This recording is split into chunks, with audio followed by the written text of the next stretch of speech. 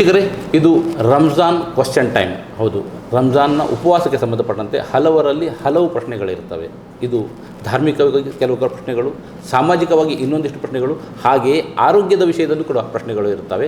ಈ ಹಿನ್ನೆಲೆಯಲ್ಲಿ ಇವತ್ತು ನಾವು ಈ ಸಮಯದಲ್ಲಿ ಆರೋಗ್ಯದ ಹಿನ್ನೆಲೆಯಲ್ಲಿ ಪ್ರಶ್ನೆಗಳನ್ನು ಎತ್ತಿದ್ದೇವೆ ಮತ್ತು ಅದನ್ನು ಉತ್ತರಗಳನ್ನು ಪಡೆಯುವ ಪ್ರಯತ್ನ ಮಾಡ್ತಿದ್ದೇವೆ. ರಂಜಾನ್ ಕ್ವೆಶ್ಚನ್ ಟೈಮ್ ಕಾರ್ಯಕ್ರಮದ ಪ್ರಾಯೋಜಕರು Gadiyar group, Sehat canning co Goa, Taj cycles Mangaluru, rim dates Mangaluru, design plus Mangaluru. Shahnawaz ಮಾಣಿಪಾಡಿಯರವರಿದ್ದಾರೆ. ಡಾಕ್ಟರ್ ಶಹನವಾಜ್ ಮಾಣಿಪಾಡಿಯರವರು Kanachur institute of medical science ಇದರ ಡೀನ್ ಆಗಿದ್ದಾರೆ. ಸೊ ಈ ಹಿನ್ನೆಲೆಯಲ್ಲಿ ಅವರು ಈ ಆರೋಗ್ಯದ ವಿಷಯದಲ್ಲಿ ಇರುವ ಪ್ರಶ್ನೆಗಳಿಗೆ ಉತ್ತರವನ್ನು ಪಡೆಯುವ ಪ್ರಯತ್ನ ಮಾಡ್ತಾ ಇದ್ದೇನೆ. ಸೊ ನಿಮಗೆ ಕಾರ್ಯಕ್ರಮಕ್ಕೆ ಸ್ವಾಗತ ಮಾಡ್ತಾ ಇದ್ದೇನೆ. ಹಾಗೆ ನಮ್ಮ ಸಿಂಪಲ್ ಕ್ವಶನ್ಗಳಿದ್ದಾವೆ ಸರ್. ರಂಜಾನ್ ಉಪವಾಸ ಇದು ಆರೋಗ್ಯದ ಮೇಲೆ ಯಾವ ರೀತಿಯ ಪರಿಣಾಮ ಬೀರ್ತದೆ? ಒಂದು ನೆಗೆಟಿವ್, ಪಾಸಿಟಿವ್. ಈ ಹಿನ್ನೆಲೆಯಲ್ಲಿ ಸಿಂಪಲ್ ಕ್ವಶನ್ಗಳು, ಸಿಂಪಲ್ ಆನ್ಸರ್ ಬೇಕು ನಮಗೆ. ಎಲ್ಲರಿಗೂ ರಮಜಾನ್ ತಿಂಗಳ ಶುಭಾಶಯಗಳು. ಆರೋಗ್ಯ ವಿಷಯವಾಗಿ ಇಟ್ ಈಸ್ ವೆರಿ ಇಂಪಾರ್ಟೆಂಟ್. ಅಂದರೆ ನಾವು ಮನುಷ್ಯ ಹುಟ್ಟಿನಿಂದ ಸಾಯೋ ತನಕ ಅವರು ಕಂಟಿನ್ಯೂಸ್ ಆಗಿ ನಾವು ತಿನ್ನುವುದು, ತೆಗುವುದು, ಇದು ಅವ್ರಿಗೆ ಈ ನಮ್ಮ ಶರೀರದ ಈ ಒಂದು ಪ್ರಕ್ರಿಯೆ ಏನಿದೆ, ಡೈಜೆಷನು ಅಥವಾ ಡಿಟಾಕ್ಸಿಫಿಕೇಷನು, ಇದಕ್ಕೆ ಒಂದು ರೆಸ್ಟ್ ಅಂತ ಇಲ್ಲ. ಸೊ ಈ ಉಪವಾಸ it is very much it is necessary. ಇದು ಖಂಡಿತವಾಗಿ ಬೇಕು.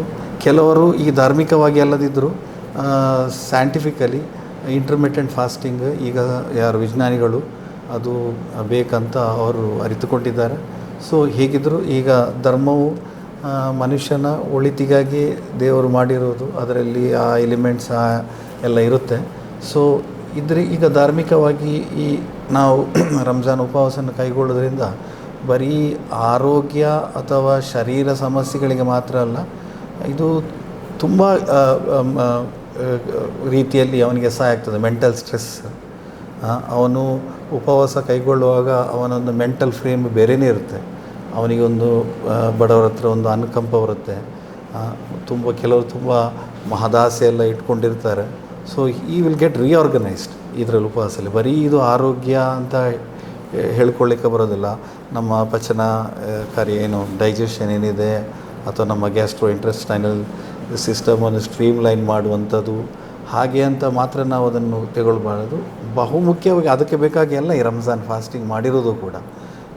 ಇದನ್ನು ಈ ಯಾರು ಈ ತಮ್ಮ ಎಫರ್ಟಲ್ಲಿ ಹಾಕಿ ಈ ರಮದಾನ್ ಫಾಸ್ಟಿಂಗ್ ಮಾಡ್ತಾರೆ, ಉಪವಾಸ ಕೈಗೊಳ್ತಾರೆ, ಸೊ ಅವ್ರು ಏನಾಗುತ್ತೆ ಅಂದರೆ ಅವರ ದೇವ ವಿಶ್ವಾಸ ಅದರಲ್ಲಿ ಸ್ವಲ್ಪ ಅಡಿಯಿರುತ್ತದೆ, ಅದೊಂದು ಬಲವಂತ ಆಗುತ್ತದೆ.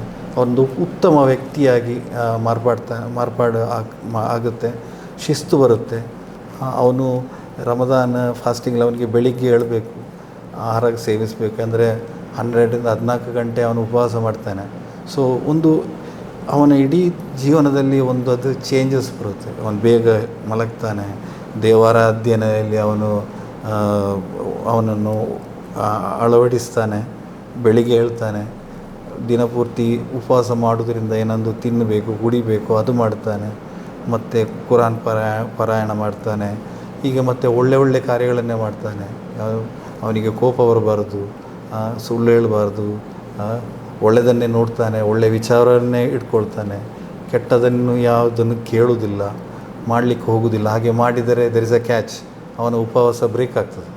ಸೊ ಇದರಿಂದಾಗಿ ಅವನು ಈ ಒಂದು ತಿಂಗಳಲ್ಲಿ ಈ ಕಾರ್ಯಕ್ರಮದಲ್ಲಿ ಅವನು ಇನ್ವಾಲ್ವ್ ಆದಾಗ ಅವನಲ್ಲಿ ಖಂಡಿತವಾಗಿ ಇದರಲ್ಲಿ ಒಂದು ಅವನ ವೈಯಕ್ತಿಕ ಜೀವನದಲ್ಲಿ, ಶಿಸ್ತಿನಲ್ಲಿ ಒಂದು ಟೋಟಲ್ ಒಂದು ಬದಲಾವಣೆ, ಇಂಡೈರೆಕ್ಟ್ ಆರೋಗ್ಯದ ಮೇಲೆ ಅವನ ಆರೋಗ್ಯ ಸ್ಥಿತಿ ಅದರ ಜೊತೆಗೆ ಇದು ಮುಖ್ಯ.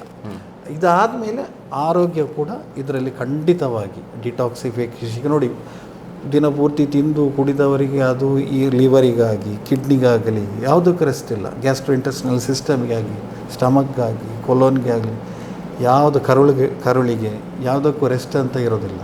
ಸೊ ಇದರಿಂದಾಗಿ ಏನಾಗುತ್ತೆ, ಒಂದು ರಿಆರ್ಗನೈಸ್ ಆಗ್ತದೆ ಎಲ್ಲ ಬಾಡಿ, ಸ್ವಲ್ಪ ರೆಸ್ಟ್ ಸಿಕ್ಕಿ. ಸೊ ಅದಕ್ಕೆ intermittent fasting is very important. ಈ ನಿಟ್ಟಿನಲ್ಲಿ ಖಂಡಿತ ಆರೋಗ್ಯಕ್ಕೆ ಇದು ಒಳ್ಳೆ ಪರಿಣಾಮ. ವಿಜ್ಞಾನಿಗಳೇ ಇದನ್ನು ಕಂಡುಕೊಂಡಿದ್ದಾರೆ, ಅಂದರೆ ಉಪವಾಸ ಬೇಕು. ಸೊ ಅದಕ್ಕೆ ಪೂರಕವಾಗಿ ಉಪವಾಸಗಳು ನಡೀತಾ ಇದ್ದಾವೆ. ಸೊ ಅದರಿಂದ ನೆಗೆಟಿವ್ ಅನ್ನುವಂಥ ಅಂಶಗಳು ಏನೂ ಇಲ್ಲ, ಎಲ್ಲವೂ ಪಾಸಿಟಿವ್. ಓಕೆ, ಅಂದರೆ ನಾವು ಉಪವಾಸ ಇರೋದ್ರಿಂದ ಒಂದಿಷ್ಟು ಪೋಷಕಾಂಶಗಳು ಕಳೆದು ಹೋಗ್ತವೆ. ಸೊ ಅದರಿಂದ ಯಾವ ಪೋಷಕಾಂಶ ಇರುವ ಆಹಾರಗಳನ್ನು ನಾವು ತಗೊಳ್ಬೇಕು ಅನ್ನೋ ಒಳ್ಳೆಯ ಪ್ರಶ್ನೆ.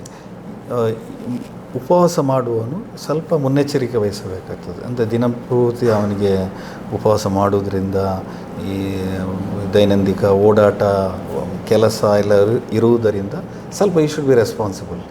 ಸೊ ಅವನು ಏನು ಮಾಡಬೇಕು, ಬೆಳಿಗ್ಗೆ ಅವನು ಏನು ಸೆಹರಿ ಅಂತ ಹೇಳ್ತೀವಿ, ಏನು ಹೇಳ್ತೇವೆ ನಾವು, ಉದಯಕ್ಕಿಂತ ಮೊದಲು, ಅದಕ್ಕಿಂತಲೂ ಮೊದಲು 1.5 ಗಂಟೆ ಆಸ್ಟ್ರಾನಮಿಕಲ್ ಸನ್ರೈಸ್ ಅಂತ ಹೇಳ್ತಾರೆ, ಕತ್ತಲೆ ಇರುತ್ತೆ, ಅದಕ್ಕಿಂತ ಮೊದಲೇ ಅವರು ಏನು ಮಾಡಬೇಕು, ತಿನ್ನೋದನ್ನು ತಿಂದು ಕುಡಿದು ಅಲ್ಲಿಂದ ಉಪವಾಸ ತೊಡಗ್ತದೆ. ಆವಾಗ ಏನು ಮಾಡಬೇಕಾಗ್ತದೆ, ಅವನು ಅದನ್ನು ಅರಿತುಕೊಂಡು, ದಿನಪೂರ್ತಿ ಅವನು ಉಪವಾಸ ಇರ್ತಾನೆ, ಅದನ್ನು ಅರಿತುಕೊಂಡು ಸರಿ ನೀರು ಕುಡಿಬೇಕು. ಅದರ್ವೈಸ್ ಏನಾಗುತ್ತೆ, ಡಿಹೈಡ್ರೇಷನ್ ಆಗ್ತದೆ. ಸೊ ಆದ್ದರಿಂದ ಅವನು ಇದನ್ನು ಸ್ವಲ್ಪ ಜಾಗ್ರತೆ ವಹಿಸಿ ತುಂಬ ನೀರು ಕುಡಿಯೋದು ಒಳ್ಳೆಯದಲ್ಲ, ಹೊಟ್ಟೆ ತುಂಬ. It will affect the stomach and the sphincters and ಒಂದು ಮಾಡ್ರೇಟ್ ಅಮೌಂಟಲ್ಲಿ ನೀರು ಕುಡಿಬೇಕು. ಅಲ್ಲ, ಒಂದು ಪ್ರಶ್ನೆ ಮಧ್ಯದಲ್ಲಿ ಇರ್ತದೆ, ನೀವು ತುಂಬ ನೀರು ಕುಡಿಯೋದು ಒಳ್ಳೆಯದಲ್ಲ ಅಂತ ಹೇಳ್ತೀವಿ. ನಾವು ಸರಾಸರಿ ದಿನಕ್ಕೆ 2 ಲೀಟರ್ ನೀರು ಕುಡಿಬೇಕಂತ ಸಾಮಾನ್ಯ ನಿಯಮ. ಸೊ ಆದ್ದರಿಂದ ನಾವು ಈಗ ಉಪವಾಸ ತೊರೆಯುವಾಗ 1 ಲೀಟರ್ ನೀರು ಸಹಜವಾಗಿಯೇ ನಮ್ಮ ದೇಹಕ್ಕೆ ಹೋಗಿರ್ತದೆ. ನಾವು ಈಗ ಉಪವಾಸ ಇಡುವ ಸಮಯದಲ್ಲಿ, ಅಂದರೆ ಬೆಳಿಗ್ಗೆ ಅಂತ ತಿಂತೇವೆ, ಆವಾಗಲೂ 1 ಲೀಟರ್ ನೀರು ಕುಡಿಬಹುದು. ಅದೇನು, ಅದು ಒಂದು ಪರಿಮಿತಿಯಲ್ಲಿ ಜಾಸ್ತಿಯೇ ಕುಡಿಯೋದು ಒಳ್ಳೆಯದು. ಒಂಥರ ಹೊಟ್ಟೆ ತುಂಬ ಕುಡಿದು ಹೀಗೆ ಮಲಗಿದ್ರು ಅದು ಅಷ್ಟು ಒಳ್ಳೆ ಆರೋಗ್ಯಕರ ಅಲ್ಲ. ಆದರೂ ಸಾಕಷ್ಟು ನೀರನ್ನು ಕುಡಿಯಬೇಕು, ತಮ್ಮ ಅಂದಾಜಿಗೆ ಪ್ರಕಾರ ಕುಡಿಬೇಕು. ಮತ್ತು ಎಂಥ ಆಹಾರ ಅಂದರೆ ಸ್ವಲ್ಪ ಪ್ರೋಟೀನ್ ರಿಚ್ ಇದ್ದ ಆಹಾರ, ಸ್ವಲ್ಪ ಕೆಲವರು ಈ ಬಟರ್ ಚೀಸ್ ಅಂತ ಸ್ವಲ್ಪ, ಅಂದರೆ ಅದರ ಗ್ಯಾಸ್ಟ್ರಿಕ್ ಎಂಪ್ಟಿಂಗ್ ಟೈಮ್ ಏನಿದೆ, ಹೊಟ್ಟೆ ಹಸಿವು ಸ್ವಲ್ಪ ಮುಂದೂಡಲ್ಪಡ್ತದೆ. ಸ್ವಲ್ಪ ಹೆವಿ, ಕೆಲವರು ಚಪಾತಿ, ಕೆಲವರು ಮೊಸರು ಕುಡಿತಾರೆ, ಸ್ವಲ್ಪ ಎಲರ್ಟ್ನೆಸ್ ಬರುತ್ತೆ ಮನಸ್ಸಿಗೆ. ಕೆಲವರು ಬಾಳೆಹಣ್ಣು ತಿಂತಾರೆ, ಕೆಲವರು ನಮ್ಮ ಪುಟ್ಟು, ಇದೆಲ್ಲ ಒಂಥರ ಟೈಮ್ ಟೆಸ್ಟೆಡ್ ಫುಡ್ಗಳೆಲ್ಲ. ಸೊ ಪುಟ್ಟು ಇಂಥವೆಲ್ಲ ಫುಡ್ಡೆಲ್ಲ ತಿಂದರೆ ಸ್ವಲ್ಪ ಹಸಿವು ಕಡಿಮೆ ಅಂಥೇಳಿ ಜನರಿಗೆ ಎಕ್ಸ್ಪೀರಿಯನ್ಸ್ ಮೇಲೆ ಅವರಿಗೆ ಗೊತ್ತು. ಸೊ ಅಂಥ ಫುಡ್ಡನ್ನೆಲ್ಲ ತಗೊಂಡು ನೀರು ಕುಡಿಯೋದು ಬಹಳ ಇಂಪಾರ್ಟೆಂಟ್, ಮುಖ್ಯವಾದ ವಿಷಯ. ತಿನ್ನೋದು ಇಂಪಾರ್ಟೆಂಟ್ ಅಲ್ಲ, ಹೊಟ್ಟೆ ತುಂಬ ಅಲ್ಲೂ ಕೂಡ ಅಷ್ಟೇ, ಅದೇ ನೀರು ಕುಡಿಬೇಕು. ಹೊಟ್ಟೆ ತುಂಬುವ ತಿನ್ನುವುದು ಸೈಂಟಿಫಿಕ್ ಆಗಲಿ ಅಥವಾ ನಮ್ಮ ಧರ್ಮದ ಪ್ರಕಾರವಾಗಲಿ ಅದು ಕರೆಕ್ಟ್ ಅಲ್ಲ. ಅಂದರೆ ನಮ್ಮ ಧರ್ಮದಲ್ಲಿ ಏನು ಹೇಳುತ್ತೆ, ಹೊಟ್ಟೆಯನ್ನು 3 ಭಾಗವಾಗಿ ವಿಂಗಡಿಸಬೇಕು. 1 ಭಾಗ ಊಟ, 1 ಭಾಗ ನೀರು, 1 ಭಾಗ ಗಾಳಿಗೆ ಬಿಡಬೇಕಂತ ಇದೆ. ಸೈನ್ಸಲ್ಲೂ ಕೂಡ ಹಾಗೆ ಹೇಳುತ್ತೆ. ವಿಪರೀತ ತಿಂದು ಆದರೆ ನಾವು ತಿಂದು ಕೆಲವು ಎಸ್ಪೆಷಲಿ ತಿಂದು ಮಲಗೋದು, ಅದು ನಮ್ಮ ಗ್ಯಾಸ್ಟ್ರೋ ಇಂಟೆಸ್ಟಿನಲ್ ಸಿಸ್ಟಮ್ಗೆ ಸ್ವಲ್ಪ ಎಫೆಕ್ಟ್ ಆಗ್ತದೆ. ಸ್ಟಮಕ್ ಸ್ಫಿಂಕ್ಟರ್ಸ್ಗೆಲ್ಲ ಎಫೆಕ್ಟ್ ಆಗ್ತದೆ. ಅದರಿಂದ ಕರಳಲ್ಲಿ ಸ್ವಲ್ಪ ಅವರಿಗೆ ತೊಂದರೆ ಆಗುವ ಸಾಧ್ಯತೆ ಇದೆ. ಉಪವಾಸ ಇರಲಿಕ್ಕಿದೆ ಅಂತ ಇನ್ನೂ ತಿನ್ನಲಿಕ್ಕೆ ಆಗದೇ ಇರುವಷ್ಟು ತಿಂದು ಬಿಡ್ತಾರೆ ಕೆಲವರು. ಅದೇ ಅಂತ ಅದು ಸಮಸ್ಯೆ ತರ್ತದೆ ಅಂತ ನೀವು ಹೇಳ್ತಾ ಇರೋದು? ಹೌದು, ಅದು ಸಮಸ್ಯೆ ತರ್ತದೆ. ಅದರಲ್ಲಿ ರಮಜಾನ್ ಏನು ಉಪವಾಸ ಏನಿದೆ, ಅದರ ಉದ್ದೇಶವೂ ಕೂಡ ಅದರಲ್ಲಿ ಅದು ಈಡೇರೋದಿಲ್ಲ. ಸೊ ಒಂದು ಮಾಡ್ರೇಷನ್ ಇರಬೇಕು, ಏನಿದ್ರು ಒಂದು ಮಿತಿಯಲ್ಲಿ ಎಲ್ಲವನ್ನು ಅನುಸರಿಸೋದು ಒಳ್ಳೆ. ಅದೇ ಥರ ಉಪವಾಸ ನಾವು ಏನು ಇಫ್ತಾರ್ ಅಂತ ಏನು ಹೇಳ್ತೇವೆ, ಉಪವಾಸ ಬಿಡುವಾಗ ಆಗಲೂ ಕೂಡ ಜನರು ಸ್ವಲ್ಪ ಯೂಶ್ವಲಿ ನಾವು ಖರ್ಜೂರ ಹಾಗೂ ನೀರಲ್ಲಿ ಉಪವಾಸ ನಾವು ಅದನ್ನು ಬ್ರೇಕ್ ಮಾಡ್ತೇವೆ.